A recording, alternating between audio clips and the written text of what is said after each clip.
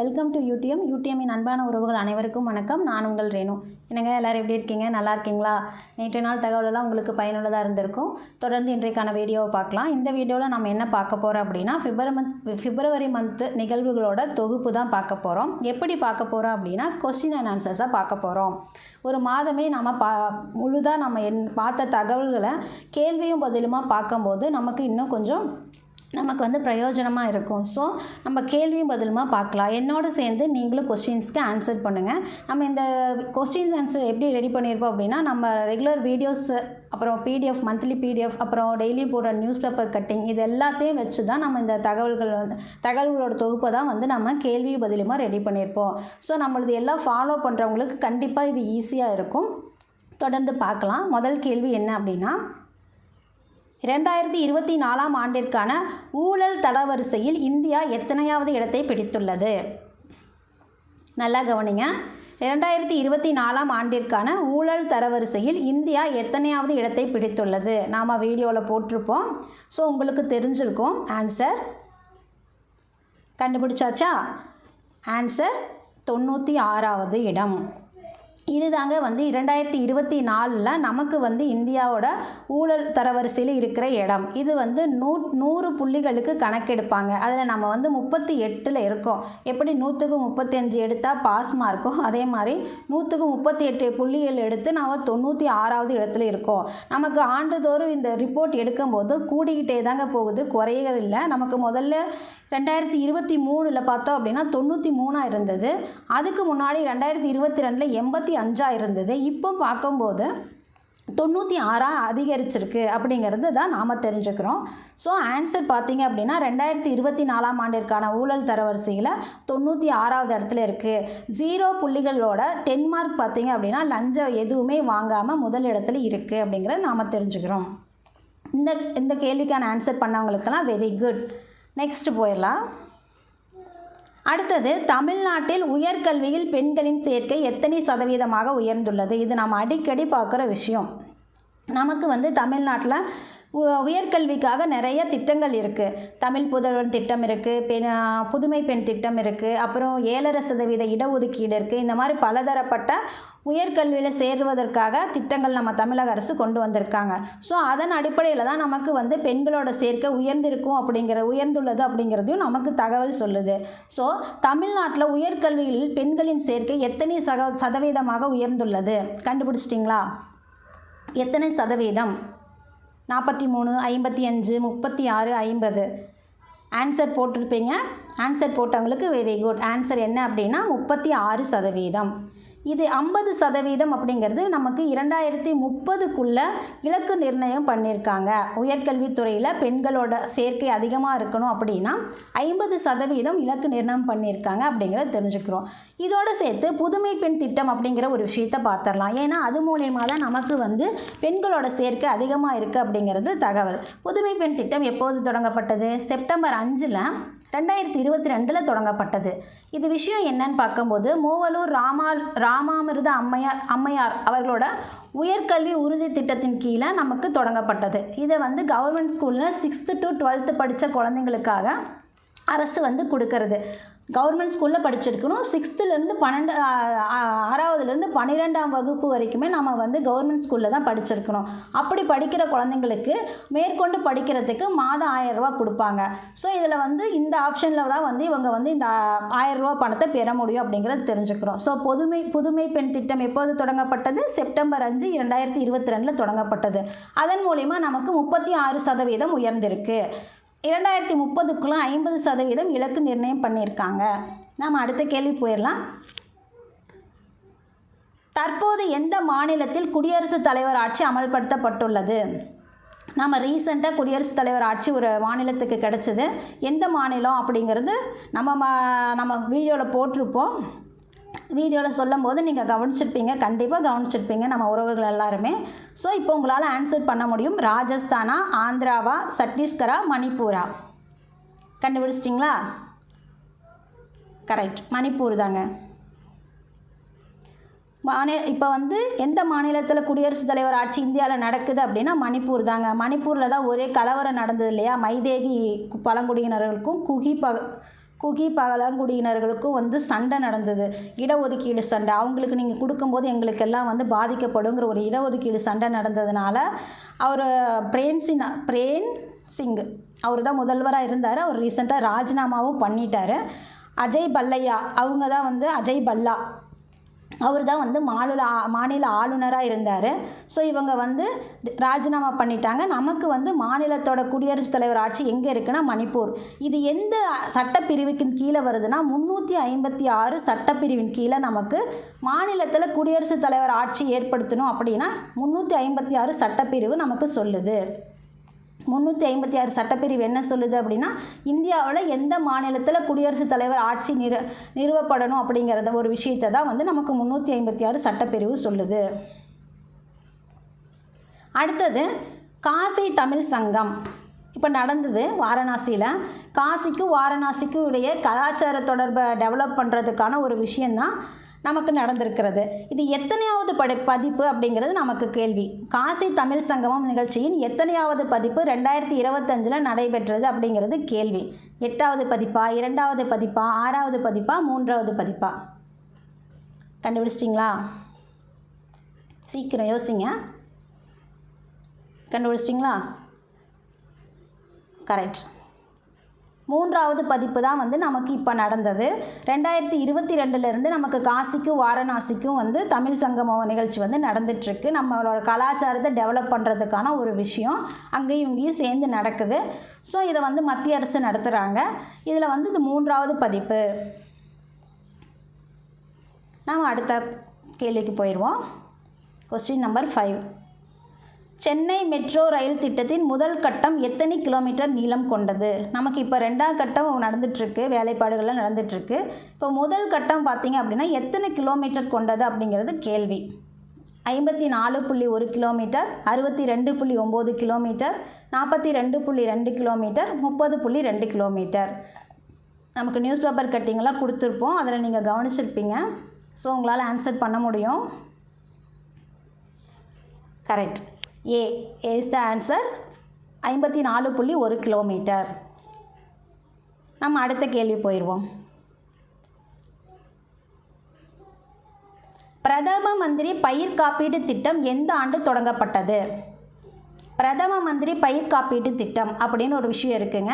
அது எந்த ஆண்டு தொடங்கப்பட்டது? முதல்ல பயிர் காப்பீடு திட்டம் அப்படின்னா என்ன? நமக்கு வந்து துரதிர்ஷ்டவசமாக வந்து விவசாயிகளோட விவசாய நிலங்களில் அந்த விளைச்சல்கள் வந்து அழிவு ஏற்படுது இல்லைங்களா? என்ன சொல்கிறது, இயற்கையால் காற்று, மழை, வெள்ளம், புயல் இந்த மாதிரி ஏதாவது ஒரு காரணத்தினால துரதிர்ஷ்டவசமாக அவங்க விளைச்சல் வந்து நஷ்டமாயிடுது.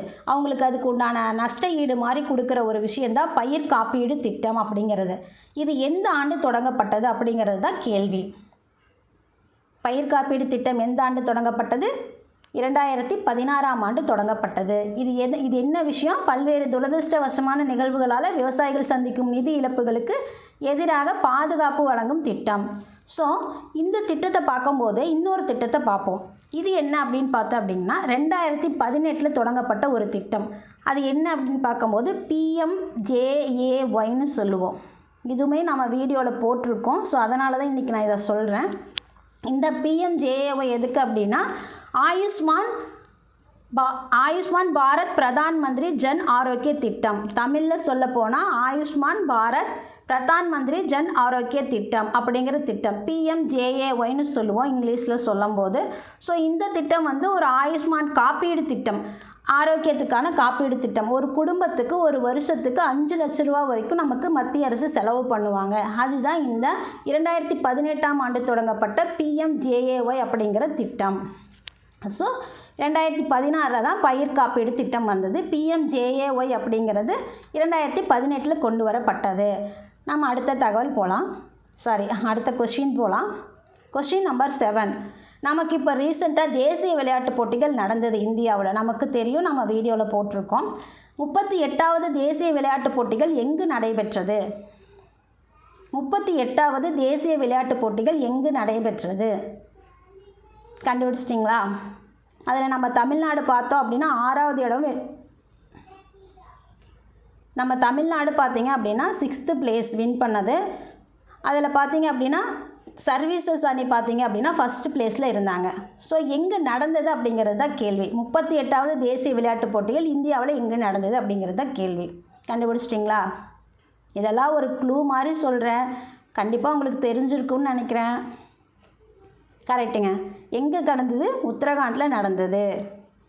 ஸோ உத்தரகாண்டில் நடந்த 38வது தேசிய விளையாட்டுப் போட்டியில் நம்ம தமிழ்நாடு வந்து 6th பிளேஸ்லேயும் சர்வீசஸ் அணி வந்து ஃபஸ்ட்டு பிளேஸ்லேயும் இருந்தாங்க. அதே மாதிரி 39வது எங்கே நடக்க போகுது தேசிய விளையாட்டுப் போட்டினா மேகாலயாவில் நடக்க போகுது. இது நமக்கு சொன்னது பிடி உஷா அவர்கள், ஒலிம்பிக் சங்க தலைவர் வந்து நமக்கு சொன்னாங்க. ஸோ இப்போ இந்த கேள்வி என்ன? 38வது தேசிய விளையாட்டுப் போட்டிகள் எங்கு நடைபெற்றது? உத்தரகாண்டில் நடைபெற்றது.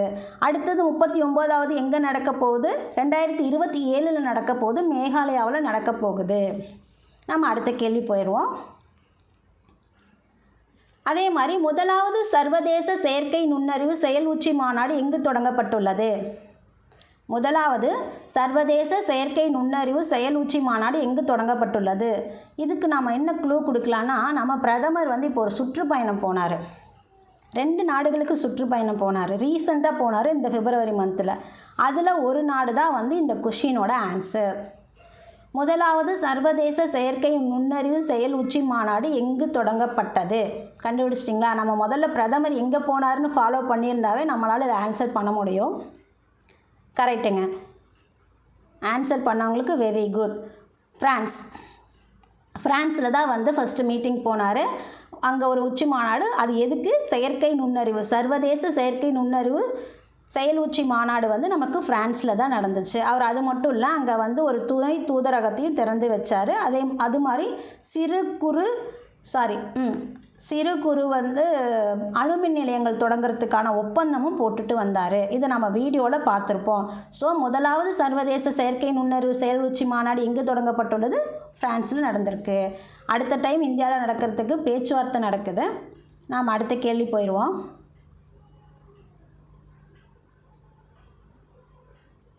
அடுத்தது ஒருங்கிணைந்த பள்ளி கல்வி திட்டம் எந்த ஆண்டு தொடங்கப்பட்டது? ஏன்னா இப்போ நம்ம இந்த கடந்த 2 மாத காலங்களாகவே வந்து நமக்கு கரெக்டாக மத்திய அரசுக்கிட்ட இருந்து கல்விக்கான உதவித்தொகை வரல அப்படிங்கிறது பெரிய பிரச்சனையாக இருக்குது. அதனால தான் நம்ம இந்த கேள்வியை எடுத்தோம். ஒருங்கிணைந்த பள்ளி கல்வி திட்டம் எந்த ஆண்டு தொடங்கப்பட்டது அப்படிங்கிறது தாங்க விஷயம். கண்டுபிடிச்சிட்டிங்களா? SSAன்னு சொல்லுவோம். சமக்ர சிக்ஷா அபியான்னு சொல்லுவோம். சமக்ர சிக்ஷா அபியான், SSA அப்படின்னு சொல்லுவோம். ஒருங்கிணைந்த பள்ளி கல்வி திட்டத்தை சமக்ர சிக்ஷா அபியான்னு சொல்லுவோம். இது எப்போ தொடங்கப்பட்டது அப்படின்னு கண்டுபிடிச்சிட்டிங்களா? கரெக்ட். 2018 தொடங்கப்பட்டது. ஆன்சர் பண்ணவங்களுக்கு வெரி குட். 2018 தொடங்கப்பட்டது. ஸோ இதில் தான் பெரிய பிரச்சனை போயிட்டுருக்கு. இதனால் மொழி போரே வந்தாலும் வரலாங்கிற வரைக்கும் நம்ம தமிழ்நாட்டில் போயிட்டுருக்கு. ஸோ இதுக்கு இன்னொரு ஆப்ஷன் பார்த்திங்க அப்படின்னா, நமக்கு PM ஸ்ரீ திட்டத்தை ஏற்றுக்கணும். PM ஸ்ரீ திட்டத்தை ஏற்றுக்கிட்டிங்க அப்படின்னா உங்களுக்கு வந்து 2018 நாங்கள் அதாவது ஒருங்கிணைந்த பள்ளி கல்வி திட்டத்துக்கு ஒதுக்க வேண்டிய தொகையும் நாங்கள் கொடுப்போம்னு சொல்லியிருக்காங்க. PM ஸ்ரீ திட்டத்தை நம்ம ஏற்றுக்குவோமோ, இவங்க பள்ளி கல்வி திட்டத்துக்கு உண்டானதை கொடுப்பாங்களோ, என்னமோ போங்க. ஆன்சர் பார்த்திங்கன்னா 2018. ஆன்சர் பண்ண உறவுகளுக்கு வெரி குட். அடுத்தது, ஆளுநரால் குடியரசுத் தலைவருக்கு அனுப்பி வைக்கப்படும் மசோதாவிற்கு எந்த சட்டப்பிரிவின்படி குடியரசுத் தலைவர் ஒப்புதல் அளிப்பார்? நம்ம ஆளுநருக்கு ஏகப்பட்டது அனுப்புகிறோம். அவர் வந்து நமக்கு ரிட்டன் அனுப்புகிறாரு, மறுபடியும் தூக்கி குடியரசுத் தலைவருக்கு அனுப்புகிறாரு. அது எந்த சட்டப்பிரிவின் கீழே வருது? கவனிச்சுக்கோங்க. ஆளுநரால் குடியரசுத் தலைவருக்கு அனுப்பி வைக்கப்படும் மசோதாவிற்கு எந்த சட்டப்பிரிவின்படி குடியரசுத் தலைவர் ஒப்புதல் அளிப்பார் அப்படிங்கிறது கேள்வி. கண்டுபிடிச்சிட்டிங்களா? 201 200 கண்டுபிடிச்சாச்சா? கரெக்டுங்க. 201 தான் வந்து ஆளுநரால் குடியரசுத் தலைவருக்கு அனுப்பி வைக்கப்படுவது. 356 மாநில அரசு குடியரசுத் தலைவரோட ஆட்சி, ஏதாவது ஒரு மாநிலத்தில் குடியரசுத் தலைவரோட ஆட்சி இருக்கணும் அப்படின்னா அது 356. கரெக்ட். நம்ம அடுத்த கேள்விக்கு போயிடுவோம். தேசிய குடற்புழு நீக்க நாள் நம்ம வீடியோவில் எந்த நோயை பற்றி ஏதாவது ஒரு நாள் சொல்லும் போதும் அதை கவனமாக நோட் பண்ணிக்கோங்க. ஏன்னா நமக்கு வந்து நோய்களை பற்றின நாட்கள் வந்து கேட்குறதுக்கு அதிக வாய்ப்பு இருக்குது. அதனோட கருப்பொருளும் கேட்பாங்க. ஸோ தேசிய குடற்புழு நீக்க நாள் பிப்ரவரி மாதத்தில் எந்த நாள் நம்ம கொண்டாட போகிறோம்? பிப்ரவரி மாதம்னு சொல்ல முடியாது, இதில் இருக்கிற நாளில் எந்த மாதம் கொண்டாட போகிறோம்? தேசிய குடற்புழு நீக்க நாள். கண்டுபிடிச்சிட்டிங்களா? கரெக்டுங்க. பிப்ரவரி 10, ஆகஸ்ட் 10. ஆன்சர் பார்த்திங்க அப்படின்னா ANB. தேசிய குடற்புழு நீக்க நாள் பார்த்திங்க அப்படின்னா நம்ம ANB 2 நாளும் வந்து அந்த நாளை கொண்டாடுறோம். ஸோ அடுத்த கேள்வி, திறன்மிகு இந்தியா திட்டம் எந்த ஆண்டு தொடங்கப்பட்டது? இதுக்கு கூட நமக்கு வந்து 8000 கோடிக்கு மேலே இப்போ ரீசெண்டாக கூட பட்ஜெட் ஒதுக்கியிருந்தாங்க. நான் இது ஒரு க்ளூவாக தான் சொல்கிறேன். இப்படி சொல்லும் போது உங்களுக்கு அது ஐடியா கிடைக்கும்ல, எப்போ நம்ம பார்த்தோம் அப்படிங்கிறது. அதுக்காக தான் க்ளூ மாதிரி சொல்கிறேன். திறன்மிகு இந்தியா திட்டத்துக்காக கூட ரீசெண்டாக 8000 கோடிக்கு மேலே நமக்கு நிதி ஒதுக்கீடு செஞ்சுருந்தாங்க. எந்த ஆண்டுன்னு கண்டுபிடிச்சிட்டிங்களா? கரெக்டுங்க. Clap clap clap. 2015. 2015 வந்து நமக்கு திறன்மிகு இந்தியா தொடங்கப்பட்டது. அடுத்த கொஷின் போயிடுவோம். எந்த நாட்டில் தொடர் நிலநடுக்கம் காரணமாக அவசர நிலை அறிவிக்கப்பட்டுள்ளது? எந்த நாட்டில் தொடர் நிலநடுக்கம் காரணமாக அவசர நிலை அறிவிக்கப்பட்டுள்ளது? இப்போ எந்த நாட்டில் நம்ம எப்படி நியூஸ் பேப்பர் கட்டிங் பார்த்துருப்போம், ரீசெண்டாக வந்து அதிகமாக நிலநடுக்கம் ஏற்பட்டுகிட்டே இருக்கிறதுனால ஒரு அவசர நிலை அறிவிக்கப்பட்டிருந்தது. அது எந்த நாடு? நம்ம டெலகிராம் சேனலில் நியூஸ் பேப்பர் கட்டிங் கண்டிப்பாக பார்க்குறவங்களா இருந்ததா இதுக்கு இந்நேரம் ஆன்சர் பண்ணியிருப்பீங்க. Very good. ஆன்சர் என்ன? கிரீஸ். கரெக்டுங்க. கிரீஸ் தான் வந்து இதோட அவசர நிலை அறிவிக்கப்பட்ட நாடு. நம்ம அடுத்த கேள்வி போயிடுவோம். Question number 14.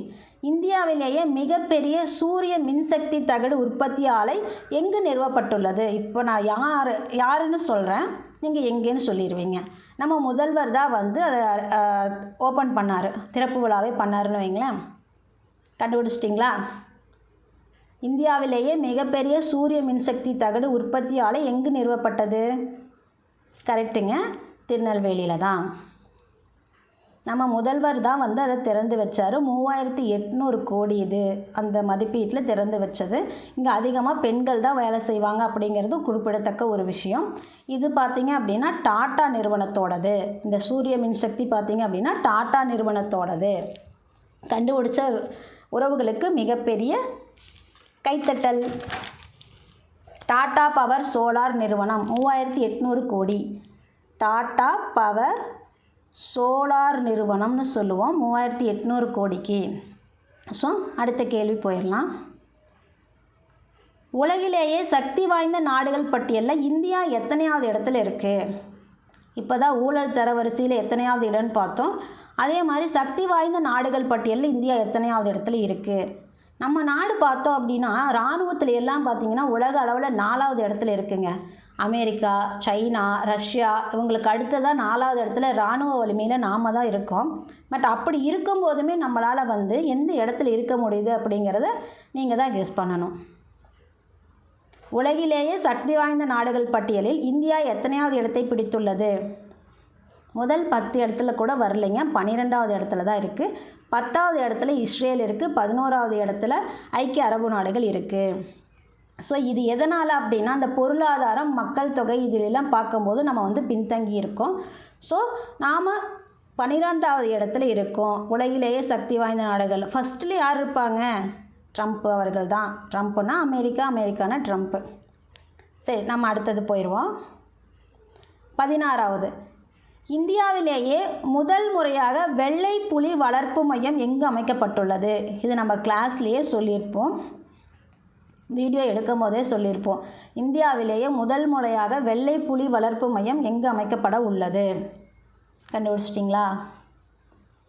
கண்டிப்பாக கண்டுபிடிச்சிருப்பீங்க. ஏன்னா நம்ம கிளாஸ் கவனிக்கிற உறவுகள் எல்லாருமே வந்து புத்திசாலிஸ். ஸோ கண்டுபிடிச்ச ஆன்சர் என்ன? மத்திய பிரதேசம்.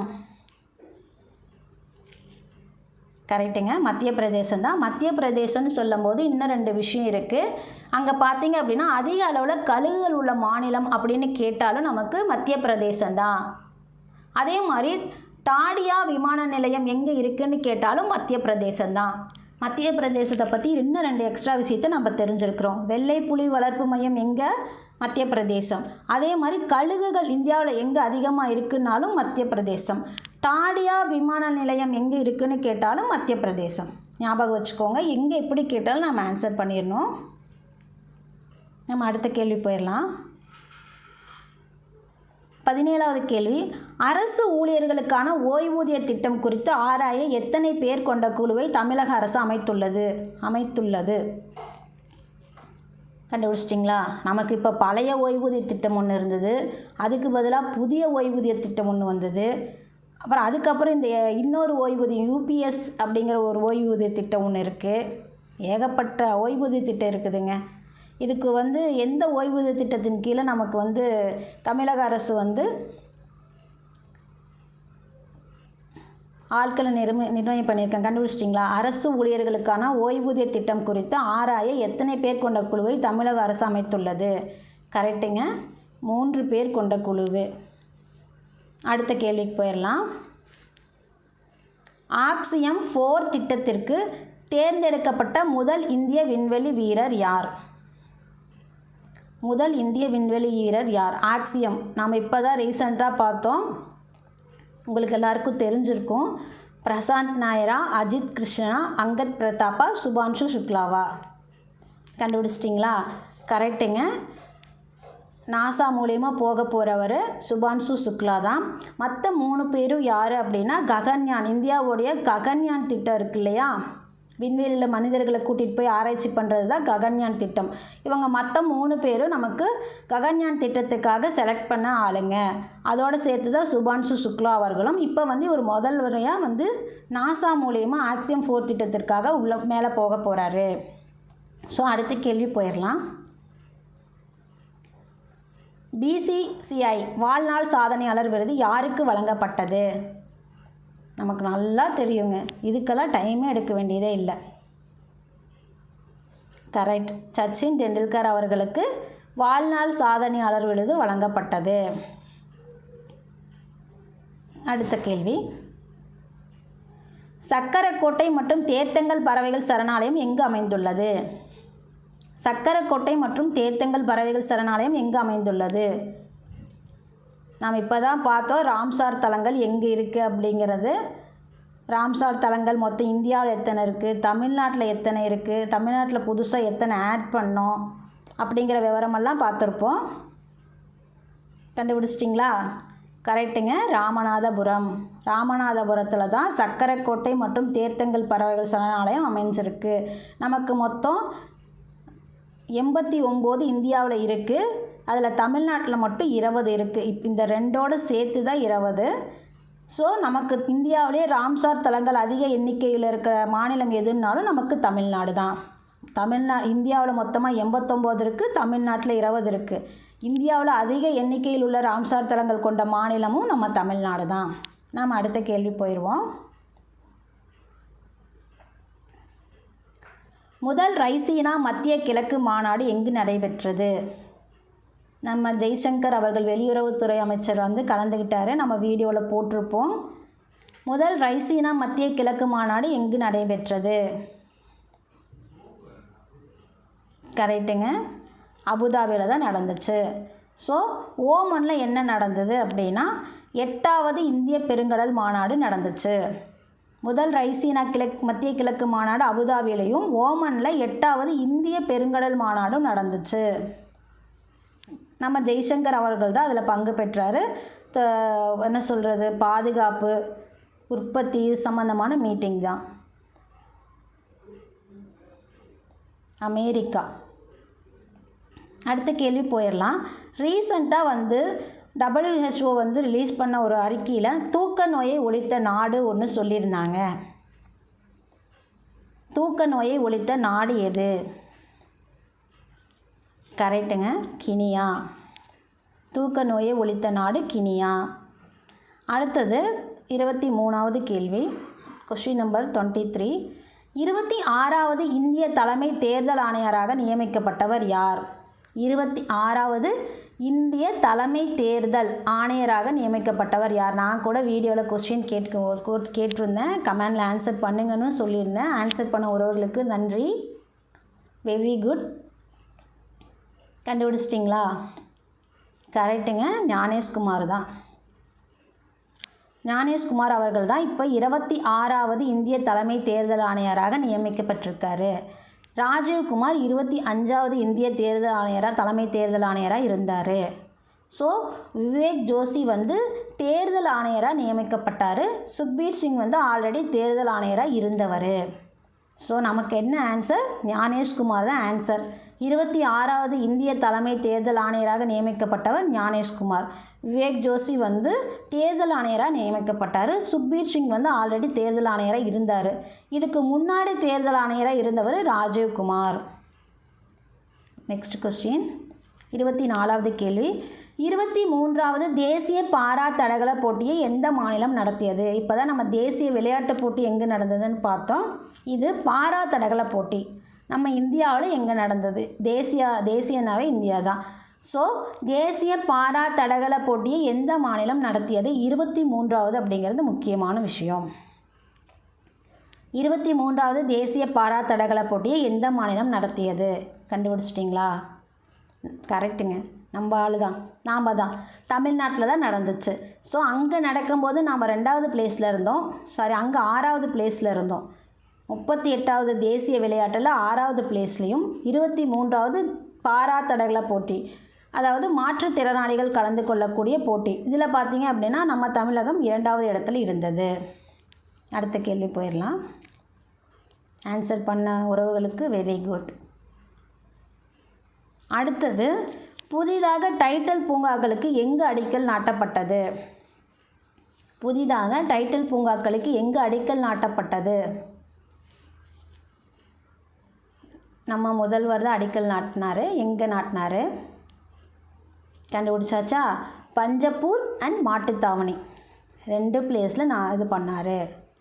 டைட்டில் பூங்கா வந்து பொதுவாகவே சென்னையில் தான் இருக்கும். இப்போ பார்த்தீங்க அப்படின்னா எல்லா பக்கமும் கொண்டு வராங்க.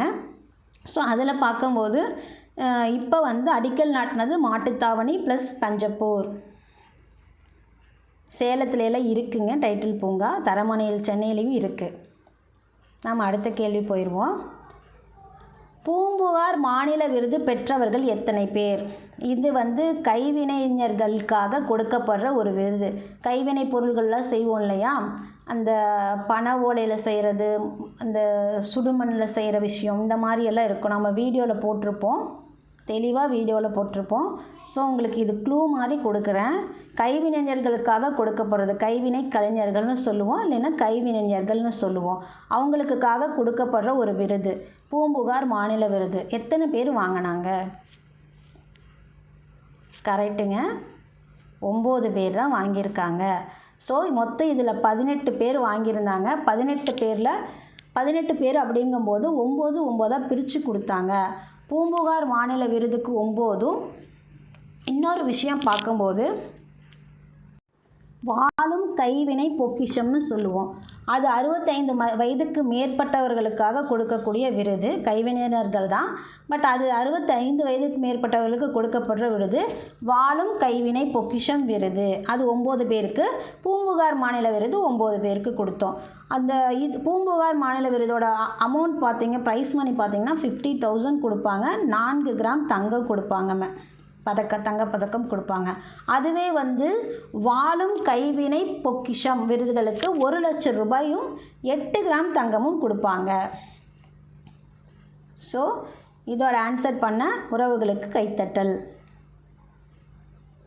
27 சர்வதேச குழந்தை புற்றுநோய் தினம் எப்போது அனுசரிக்கப்படுகிறது?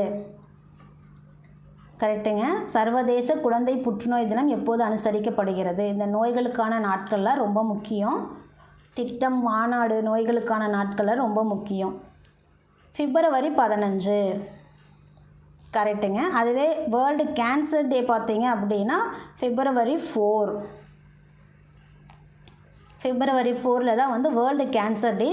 குழந்தை புற்றுநோய் தினம் அவங்களுக்கான நாள் February 15. அடுத்த கேள்வி போயிடுவோம். ட்ரஸ்ட் திட்டம் இந்தியா மற்றும் எந்த நாட்டிற்கு இடையேயான திட்டமாகும்? நம்ம நல்லா யோசிச்சாவே தெரிஞ்சிடும். நம்ம பிரதமர் எங்கே போனாரோ அங்கே தான் நடந்துச்சு. கண்டுபிடிச்சிட்டிங்களா? இப்போ தான் ஃப்ரான்ஸ் போனாருன்னு சொல்லியிருந்தேன். ஃப்ரான்ஸில் இப்போ இதுக்கு ட்ரஸ்ட் திட்டம் எங்கே போனார்? ஃப்ரான்ஸுக்கு அப்புறமா எங்கே போனார்? கரெக்ட், அமெரிக்காவுக்கு போனார். அமெரிக்கா தான் ட்ரஸ்ட்டு திட்டத்தை கொண்டு வந்திருக்கு. அமெரிக்காவும் இந்தியாவும் சேர்ந்து தான் ட்ரஸ்ட்டு திட்டம். ட்ரஸ்ட்டு திட்டம்னா என்ன?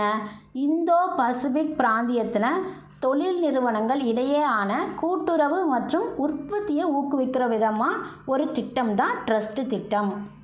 ஸோ அதை தான் வந்து அமெரிக்காவோடு சேர்ந்து நம்ம இந்தியா போட்டிருக்காங்க. நம்ம பிரதமர் வந்து கைகோர்த்துட்டு வந்திருக்காரு. இது மட்டும் இல்லை, அமெரிக்காவோடு சேர்ந்து மிஷன் 500 போட்டார். அப்புறம் லட்சிய திட்டம் போட்டார். அப்புறம் 10 வருஷத்துக்கு வந்து நமக்கு ஆயுதங்கள் அமெரிக்காவிலேருந்து சப்ளை பண்ணுற ஒரு விஷயத்தை போட்டார். ஸோ இந்த மாதிரி நிறையா நடந்தது அவர் அமெரிக்கா போகும்போது. ஸோ ட்ரஸ்ட் திட்டம் அப்படிங்கிறது இந்தியாவுக்கும் அமெரிக்காவுக்கும் இடையே நடந்த ஒரு திட்டம். அடுத்தது கொஸ்டின் நம்பர் 29. எந்த அகழ்வாராய்ச்சியில் சங்கு ஓடு கண்டுபிடிக்கப்பட்டது? எந்த அகழ்வாராய்ச்சியில் சங்கு ஓடு கண்டுபிடிக்கப்பட்டது? நமக்கு ஒரே இதாக கிடைக்குதுங்க. அகழ்வாராய்ச்சியில் வெம்பக்கோட்டையில் கிடைக்கிது, சிவகலையில் கிடைக்கிது, மருங்கூரில் கிடைக்கிது, பொற்பனைக்கோட்டையில் கிடைக்கிது. சரி, நான் வந்து ஒரு க்ளூ கொடுக்குறேன். பொற்பனைக்கோட்டையில் எலும்பு முறை கருவியும் தங்கத்தோட அந்த இது கிடச்சிது. 6 தாமரை இலைகளான தங்க மூக்குத்தி கிடச்சிது. ஸோ நான் ஒரு விஷயம் சொல்லிட்டேன். ஆன்சர் சொல்லுங்கள். நீங்கள் சொல்லுங்கள், எந்த அகழ்வாராய்ச்சியில் சங்கு ஓடு கண்டுபிடிக்கப்பட்டது? கரெக்டுங்க, மருங்கூரில் தான் கண்டுபிடிக்கப்பட்டது. பொற்பனைக்கோட்டையில் எலும்பு முனை கருவியும் தங்கத்தோட அந்த 6 தாமரை இதழ்கள் செய்யப்பட்ட மூக்குத்தி கிடச்சிது. வெம்பக்கோட்டையில் வட்ட சில்லுக்கள்லாம் கிடச்சிது. 13 வட்ட சில்லுக்கள் கிடச்சிது. ஓகே, சங்கு ஓடு எங்கே கிடச்சிது? மருங்கூரில். ஆன்சர் பண்ண உறவுகளுக்கு கிளாப். அடுத்தது 30வது கேள்வி. முதல்வரின் காக்கும் கரங்கள் திட்டத்தின் பயனாளிகள் யார்? இந்த திட்டத்தில் யார் பயன்படுறாங்க? நமக்கு புதுமை பெண் திட்டம் இருக்குது, தமிழ் புதல்வன் திட்டம் இருக்குது. ஸோ அந்த மாதிரி காக்கும் கரங்கள் திட்டம் யாருடையது? நான் சொல்லும் போதே கண்டுபிடிச்சிருப்பீங்க. கரெக்டுங்க, முன்னாள் படை வீரர்களோடது. முன்னாள் படை வீரர்கள்லாம் இருப்பாங்க இல்லையா, அவங்க ஓய்வு பெற்றவர்கள் இருப்பாங்க, இல்லை இறந்தவங்க இருப்பாங்க. ஓய்வு பெற்றவங்களாக இருந்திருந்தால் அவங்களுக்கு பணம் கொடுப்பாங்க, இறந்துட்டாங்க அப்படின்னா அவங்க குடும்பத்துக்கு கொடுப்பாங்க. எதுக்கு இந்த காக்கும் கரங்கள் திட்டம்? தொழில் தொடங்கிறதுக்காக. நம்ம மாநில அரசு 1 கோடி ரூபாய் கொடுப்பாங்க. காக்கும் கரங்கள் திட்டத்தில் முன்னாள் படை வீரர்களுக்கு தொழில் தொடங்கிறதுக்காக 1 கோடி ரூபாய் நமக்கு மானியம் நமக்கு தொழில் தொடங்க உதவி பண்ணுவாங்க. அதில் 30% மானியம் கொடுத்துருவாங்க. இப்போ 1 கோடி ரூபா வாங்கினோம், 100 ரூபாய்க்கு 30 ரூபா அவங்க கட்டிடுவாங்க, மிச்சம் 70 ரூபா நாம் கட்டணும். அதுலேயும் 3% வட்டி மானியமும் நம்ம தமிழக அரசு கொடுத்துருவாங்க. ஸோ காக்கும் கரங்களை பற்றின விஷயம் இதுதான். அடுத்த கேள்வி. 2025 சாம்பியன்ஸ் கோப்பை கிரிக்கெட் போட்டியின் எத்தனையாவது பதிப்பு தொடங்கப்படுகிறது? இப்போ நடந்துட்டுருக்கு. 2025 நடந்துட்டுருக்கு. அது எத்தனையாவது பதிப்பு அப்படிங்கிறது தான் கேள்வி. கண்டுபிடிச்சிருப்பீங்க. இதெல்லாம் வந்து சும்மா தூசு தட்டிட்டு போயிடுவீங்க. கரெக்ட், 9வது பதிப்பு. ஸோ அடுத்த கேள்விக்கு போயிடலாம். தமிழ்நாட்டில் பிங்க் ஆட்டோ திட்டம் எந்த நகரில் தொடங்கப்பட்டது? இப்போ ரீசெண்டாக பார்த்த விஷயந்தான். இந்த வந்து பெண்களுக்கான ஒரு திட்டம். அதாவது ஆட்டோவுடைய உரிமையாளரும் பெண்களாக தான் இருக்கணும், ஓட்டுநரும் பெண்களாக தான் இருக்கணும்னு நான் வீடியோவில் சொல்லியிருப்பேன். இதுதான் அந்த க்ளூ. எங்கே தொடங்கப்பட்டதுங்கிறது தான் விஷயம். சென்னையில் தாங்க. Correct, clap clap. தமிழ்நாட்டில் பிங்க் ஆட்டோ திட்டம் எந்த நகரில் தொடங்கப்பட்டுச்சு? சென்னையில் தொடங்கப்பட்டுச்சு. 1 லட்ச ரூபா கொடுப்பாங்க மானியமாக. நமக்கு இதுக்கு வேலை வேணும்னா நம்ம லோன் போட்டு வாங்கிக்கணும். முதல்ல 250 பெண்களுக்கு இது கொடுக்கப்படுது, பிங்க் ஆட்டோ திட்டம். இதில் பார்த்திங்கன்னா ஒரு வந்து பிங்க் ட்ரெஸ் தான் யூனிஃபார்மு, ஆட்டோ கலரும் பிங்க்கு தான். நல்லா இருக்குல்ல? Very good. சென்னை தான் ஆன்சர். அடுத்தது 33வது கேள்வி. எத்தனை லட்சம் வரைக்கும் ஒரு வங்கி கணக்குக்கு காப்பீடு அளிக்கப்படுகிறது? இப்போது நம்ம பேங்க்கில் ஃபிக்ஸ்டு டெபாசிட் போட்டுருவோம். திடீர்னு வந்து பேங்க் திவாலாயிருதுன்னு வைங்க. நம்ம துணிவு படத்தில் பார்த்த மாதிரி நமக்கு வந்து என்ன தலையாக வந்து உதவி பண்ணுவார். அவரால் படத்தில் தான் பண்ண முடியும், நேரில் எல்லாம் பண்ண முடியாது. ஸோ நாம் அந்த மாதிரி எதுவும் ஏமாந்து போகாமல் இருக்கிறதுக்காக அரசு கொண்டு வந்த ஒரு விஷயந்தான் வந்து எத்தனை லட்சம் வரை ஒரு வங்கி கணக்குக்கு காப்பீடு அளிக்கப்படுகிறது. இதுக்கு முன்னாடி வரைக்கும் 1 லட்ச ரூபா இருந்துச்சு. இப்போ நீங்கள் ஆன்சர் சொல்லுங்கள். கரெக்டுங்க. நம்ம ஆளுங்களோட மூளையே மூளை தான். 5 லட்ச ரூபா வரைக்கும் காப்பீடு. நம்ம எவ்வளவு போட்டிருந்தாலும் சரிங்க, ஃபிக்ஸ்டு டெபாசிட்டில் நமக்கு 5 லட்ச ரூபா வரைக்கும் நமக்கு ரிட்டர்ன் பண்ணுவாங்க.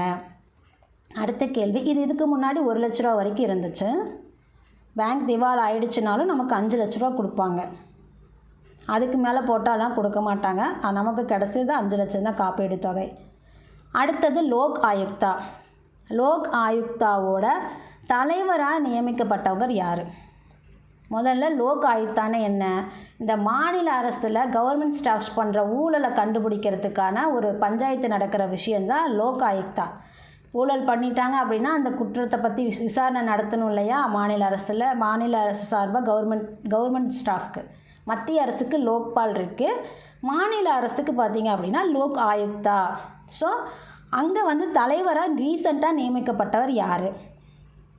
நம்ம வீடியோவில் பார்த்துருப்போம், தெளிவாக நான் சொல்லியிருப்பேன் லோக் ஆயுக்தா பற்றி. கண்டிப்பாக நம்ம ஆளுங்களுக்கு தெரிஞ்சிருக்கும். நம்ம உறவுகளோட மூளையே மூளை தான். கரெக்டுங்க. பி ராஜமாணிக்கம் அவர்கள் தான். கைத்தட்டிக்கோங்க, கிளாப் பண்ணிக்கோங்க. Very good. மற்றவங்க யார் அப்படின்னா ராமராஜ் அவர்களும் ஆறுமுக மோகன் அலங்காமணி அவர்களும் நீதித்துறை சாராத உறுப்பினர்கள். யாருங்க? நீதித்துறை சாரா உறுப்பினர்கள் 2 பேர் இருக்கணும், நீதித்துறை சார்ந்த உறுப்பினர்கள் 2 பேர் இருக்கணும், ஒரு தலைவர் ஒருத்தர் இருக்கணும். இதுதான் லோக் ஆயுக்தாவோட அமைப்பு. ஸோ இதில் ராஜமாணிக்கம் அவர்கள் வந்து தலைவராக இருக்காங்க. வி ராமராஜ் அவர்களும் ஆறுமுக மோகன் அலங்காமணி அவர்களும் நிதித்துறையை சாராத 2 உறுப்பினர்களாக இருக்காங்க. அப்போ யார் அஜய் மாணிக்கராவ்னு கேட்குறீங்களா?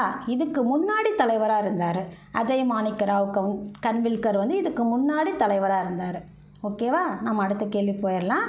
கிளாப் பண்ணிக்கோங்க, ஆன்சர் பண்ணவங்க. இப்போ ரீசெண்டாக டில்லியில் ஒரு பேரவை தேர்தல் நடந்தது. அதோட முதல்வர் யார் அப்படிங்கிறது கேள்வி. டில்லியின் 9வது முதல்வராக தேர்வு செய்யப்பட்டவர் யார்? நல்லா தெரியும். இதை வாரி வழங்கினாங்களே டெல்லிக்கு பிஜேபி. ஸோ ரேகா குப்தா இவங்க பிஜேபியை சேர்ந்தவங்க தான். 27 ஆண்டுகளுக்கு அப்புறமா பிஜேபி வந்து அங்கே தாமரை மலர்ந்துருச்சு. இதுக்கு முன்னாடி இருந்தவங்க ஷீலா தீக்ஷித், சுஷ்மா ஸ்வராஜ், அதிஷி இவங்கெல்லாம் வந்து பெண் முதல்வர்களாக இருந்தவங்க. இவங்க 4வது பெண் முதல்வர். இதுக்கு முன்னாடி இருந்தவங்க தான் இவங்க 3 பேரும். அதிஷி வந்து இப்போ எதிர்க்கட்சி தலைவராக இருக்கிறாங்க. நம்ம அடுத்த கேள்விக்கு போயிடலாம். 36வது கேள்வி, உலகின் மிகப்பெரிய உந்து சக்தி கலவை இயந்திரத்தை எந்த நிறுவனம் உருவாக்கியுள்ளது? உலகிலேயே பெருசுங்க, அது 10 டன் எடை கொண்டது. நான் உங்களுக்கு சொல்லியிருந்தேன் வீடியோவில். நீங்கள் வீடியோ கவனிச்சிருந்தீங்கன்னா கண்டிப்பாக ஆன்சர் பண்ணியிருப்பீங்க. Very good. இஸ்ரோ தான் உந்து சக்தி கலவை, மிகப்பெரிய உந்து சக்தி கலவை கண்டுபிடிச்சிருந்தது. 10 டன் எடை கொண்டது அது. Very good. கிளாப் பண்ணிக்கோங்க. அடுத்த கேள்விக்கு போயிடலாம்.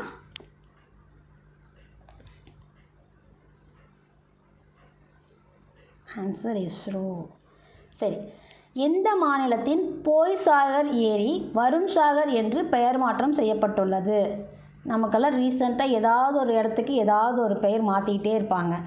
ஸோ அந்த மாதிரி மாற்றுற விஷயந்தான். நமக்கு கூட வந்து கொல்கத்தாவோட வில்லியம் இதை வந்து கோட்டையை வந்து விஜய் துர்க்குன்னு பேர் மாற்றம் பண்ணியிருந்தாங்க. அந்த மாதிரி ஒரு விஷயந்தான் வந்து போய்சாகர் ஏரியை வருண் சாகர்னு மாற்றுறது. இது பார்த்திங்கன்னா ஆர்டிஃபிஷியலாக ரெடி பண்ண ஏரி, தண்ணி பஞ்சத்துக்காக ஏற்படுத்தப்பட்ட ஒரு ஏரி. போய்சாகர் ஏரியை வந்து வருண் சாகர் ஏரி என்று பெயர் மாற்றம் செய்யப்பட்டுள்ளது. எங்கே கண்டுபிடிச்சிட்டிங்களா? கரெக்டுங்க. ராஜஸ்தானில் தான். ராஜஸ்தான் தான் ஆன்சர். அடுத்தது, சென்னையில் மின்தேக்கிகளை அதாவது கெப்பாசிட்டர்னு சொல்லுவோம் உற்பத்தி செய்யும் ஆலையை எந்த நாட்டின் முராட்டா நிறுவனம் நிறுவுகிறது? சென்னையில் கெப்பாசிட்டருக்கான நிறுவனம் எந்த நாட்டோட முராட்டா நிறுவனம் நிறுவுகிறது அப்படிங்கிறது கேள்வி. Correct, Japan. ஜப்பான் நாட்டோட இது நியூஸ் பேப்பர் கட்டிங்கில் நம்ம கொடுத்துருப்போம். சென்னையில் மின்தேக்கிகளை உற்பத்தி செய்யும் ஆலையை எந்த நாட்டின் முராட்டா நிறுவனம் நிறுவுகிறது? ஜப்பான். டெஸ்லா கூட இப்போ வந்து தமிழ்நாட்டில் போட போகிறாங்க. டெஸ்லா வந்து யாருது? எலான் மஸ்கோடது. ஸோ அடுத்த கேள்வி பார்ப்போம். 39. இந்தியாவின் தலைமை பொருளாதார ஆலோசகர் யார்? ரீசெண்டாக தான் நியமனம் பண்ணாங்க. இது என்னமோ குடும்ப வாரம், காதல் வாரங்கிற மாதிரி நியமன வாரமாக போயிடுச்சுங்க. இந்த மாதத்தில் ஒரே நியமனம் தான், ஏகப்பட்ட நியமனம் ஆகிப்போச்சு. ஸோ இந்தியாவின் தலைமை பொருளாதார ஆலோசகர் யார்? கண்டுபிடிச்சிட்டிங்களா? கண்டுபிடிச்சிருப்பீங்க கண்டிப்பாக. ஆனந்த் நாகேஸ்வரன். அனந்த நாகேஸ்வரன் அவர்களை தான் வந்து தலைமை பொருளாதார ஆலோசகராக எக்ஸ்டெண்ட் பண்ணியிருக்காங்க அப்படிங்கிறது விஷயம். அவர் ஆல்ரெடி இருந்தார், அவர் எக்ஸ்டெண்ட் பண்ணியிருக்காங்க, அந்த டைம் பீரியட் வந்து எக்ஸ்டெண்ட் பண்ணியிருக்காங்க. ஸோ தலைமை பொருளாதார ஆலோசகர் பார்த்தீங்க அனந்த் நாகேஸ்வரன். இந்த காஸ் பட்டேல் யார்? அமெரிக்காவோட FBI இயக்குனர். FBI இயக்குனர் தான் வந்து காஸ் பட்டேல். அவரும் இப்போ தான் நியமனம் பண்ணாங்க, நாம் அதை பார்த்துருப்போம். PVR சுப்பிரமணியம் அவர்கள் வந்து நமக்கு நல்லா தெரியும், நித்தி ஆயோக்கோட தலைவர். நித்தி ஆயோக் நம்ம கேள்விப்பட்டிருப்போம், கேள்விப்படாமையெல்லாம் இல்லை. ஸோ நித்தி ஆயோக்கோட தலைவர் தான் வந்து PVR சுப்பிரமணியம். இந்த பூர்ணிமா தேவி பர்மன் அவர்கள் வந்து உலகிலேயே சிறந்த பெண்மணி அப்படிங்கிறதுக்கான விருது வாங்கியிருக்காங்க. அது டைம்ஸ் இதழோடது.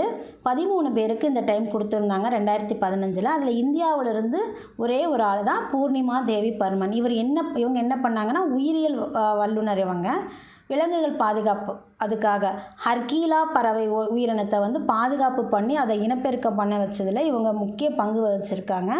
ஸோ இவங்களுக்கு கீழே ஒரு 20,000 பேர் வேலை செய்கிறாங்க. பூர்ணிமா தேவி பர்மன் அவங்க தான். இப்போ நம்ம தலைமை பொருளாதார ஆலோசகர் யார்? அனந்த நாகேஸ்வரன். அடுத்த கேள்வி போயிடலாம்.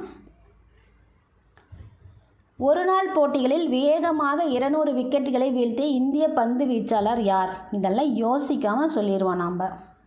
கரெக்டு, முகமது ஷமி அவர்கள் தான் வந்து ஒரு நாள் போட்டியில் வேகமாக 200 விக்கெட்டில் வீழ்த்தினார். ஸோ கை தட்டிக்கோங்க. இவர் பார்த்த ரோஹித் சர்மா பார்த்தா அப்படின்னா 11,000 ரன்களை எடுத்தவர் அப்படிங்கிறத பார்த்துருப்போம். இதுக்கு முன்னாடி அந்த ரன்னை விராட் கோலி எடுத்திருந்தார். அடுத்த கேள்வி போயிடுவோம். 41. அரிய நோய்கள் தினம் எப்போது அனுசரிக்கப்படுகிறது? இப்போ தான் ரீசண்டாக பார்த்தோம். அந்த நோயே வந்து புதுசாக இருக்குங்க, புதுசாக கேள்விப்பட்டிருப்போம். அதாவது இப்படி ஒரு நோய் இருக்குது, அந்த நோயான ஊசி வந்து 16 கோடி, இத்தனை கோடி, அத்தனை கோடின்னெல்லாம் நம்ம நியூஸில் பார்த்துருப்போம், வீடியோஸில் பார்த்துருப்போம். அந்த மாதிரி ஒரு நோய்களுக்கான தினம் தாங்க இது. இது எப்போ அனுசரிக்கப்படுது? அரிய நோய்கள் தினம் February 28, இந்த மாதத்தோட கடைசியில். கரெக்டுங்க. அடுத்தது, நீல விசா முறையை அறிமுகப்படுத்திய நாடு எது? அமெரிக்காவா, ஐக்கிய அரபு எமிரேட்ஸா, ஜப்பானா, ஜெர்மனா?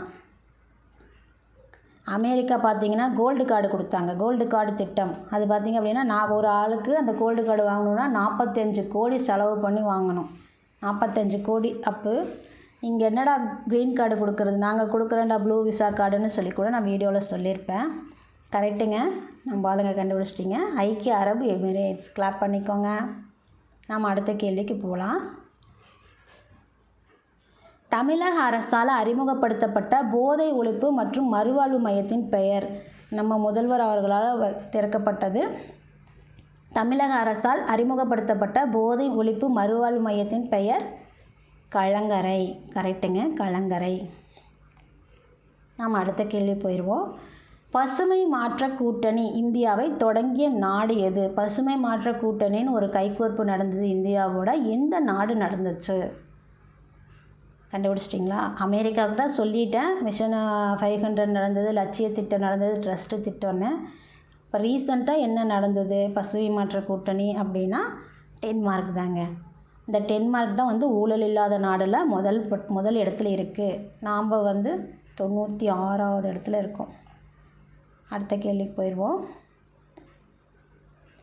ஜுமோயர் நடனம் எந்த மாநிலத்தை சேர்ந்தது? இப்போ ரீசண்டாக பார்த்தோம், நம்ம பிரதமர் தான் அதை தொடங்கி வச்சார். 8000 பேர் அந்த டான்ஸ் ஆடினாங்க அங்கே ஒரே இடத்துல. ரெக்கார்ட் பிரேக்காக, கின்னஸ் சாதனைக்காகலாம் அது முயற்சி பண்ணாங்கன்னு சொல்லியிருப்பேன்.